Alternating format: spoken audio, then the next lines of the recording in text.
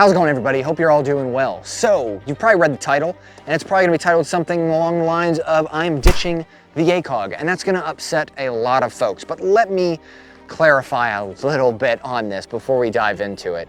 I am just getting rid of the ACOG on my primary rifle. The ACOG is still on my secondary and tertiary, and even my clone rifle, my rifle that I use in the military, right? The clone rifle, TA-31. Right, I'm not going away from it, but in a primary role, as in my grab and go rifle, going to something different, which might upset a lot of people because I push the ACOG heavily because I worked with them, I like it, and in my opinion, overall, for a general purpose carbine, the ACOG with an RMR is really hard to beat, realistically. As in, most people are saying, well, you can't reach out that far and touch with it. General purpose carbine. You're not making shots at 800 meters with, can you? Sure, but it's not gonna be great. As in general purpose carbine, using it in multiple different scenarios. Night vision, mid-range, short range. Heck, you don't even need the RMR on top to do close quarters because bind and aiming concept, it works.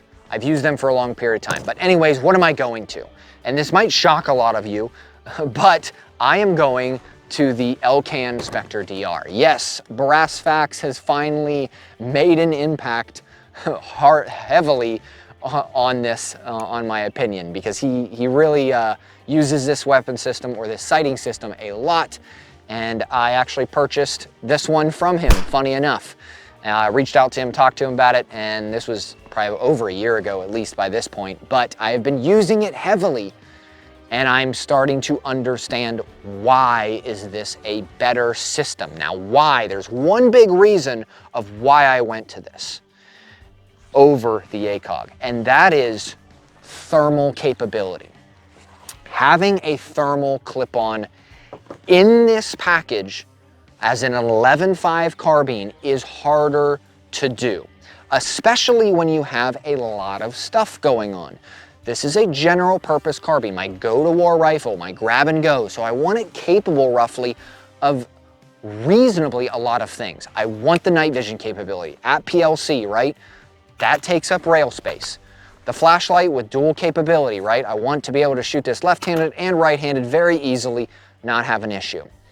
Next, I wanted the etched reticle with a good, long-term battery life. Of course, the ACOG, my TA-31 is, it doesn't have batteries. It just lasts forever. This one, of course, the Elcan Spectre DR does have a battery life of about 6 months, but it's an etched reticle. I wanted to stay with an etched reticle.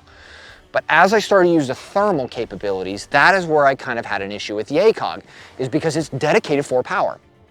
And I wanted something smaller, reasonably lightweight. I get it, this thing's heavy. The combo right now with the red dot on top of it is sitting at about 24 ounces compared to the ACOG down there with the RMR sitting about 16 ounces. So this is a heavier upgrade.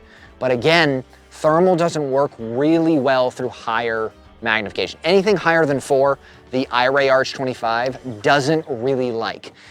And the biggest feature is that 1 power capability, as in being able to go to 4 power and 1 power, but having the thermal in front of it, which I'll put it on right here real quick.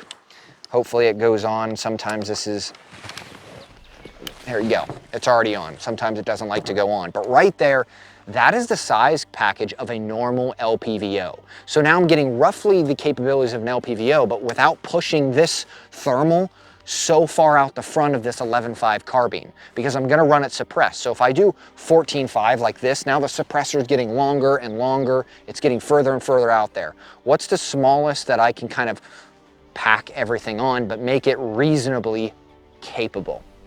That's why I went with the Elcan 1-4. Again, you can still put a red dot on top, which clearly I have. So if I am using the thermal capabilities, you can still use the active part of a red dot on top. So you can still engage targets out to reasonably close range distance, out to 150 meters with the red dot effectively without pulling off this thermal, because that might take time. Plus thermal, as in myself doing coyote hunts and predator hunts and stuff like that, thermal is a massive game changer. And I figured that out in my military career along with night vision. Night vision and thermal are just insane combat multipliers, which is why I really jumped onto it originally with night vision, and then thermal, of course, later as finances, you know, savings account came available and saving all my pennies for years to get a thermal device for the most part. So this is the overall package of what I've liked and what I want. I want a prism optic. I want a red dot still on it. I still like it variable, but I want that thermal capability. The ACOG, when you put a thermal on this, it struggles because you're constantly at 4 power. This is a variable optic, right? If I would put an LPVO on this thing, I wouldn't have the room to put the thermal. So that is why I'm going with this. I still would recommend the ACOG to anybody. Right now, if you ask, hey, do you recommend the ACOG? Absolutely send it, because it's an amazing, you know, weapon system for a general purpose carbine. But when you start to push into thermal and you want all the other capabilities, I found at the moment that this tends to be really great, just because the LCAN and the ACOG are similar in style and capability.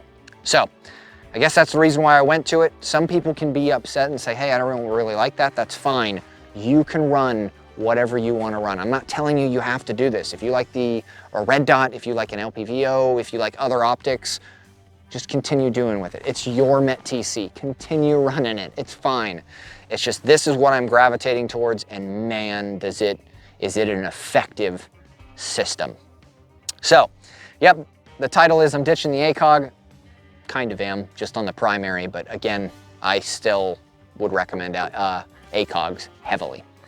So if you guys like this kind of stuff, want to hear more insight into this, definitely like, subscribe, I greatly appreciate it. Let me know in the comments section below.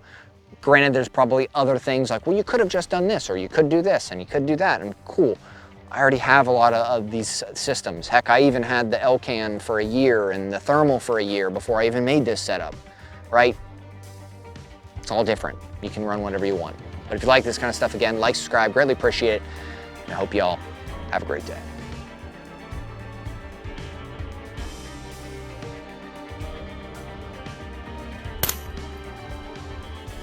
That's a hit at 400. Let's push it out to 5. Okay, real tiny target.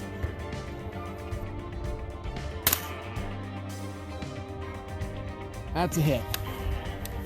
There you go. 11.5-inch AR pistol. So most people say, oh, you need a rifle. And this is just basic PMC 55 grain.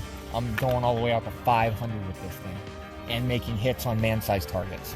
So that's awesome. I mean, it just shows capability of the ACOG and a shorter barrel pistol.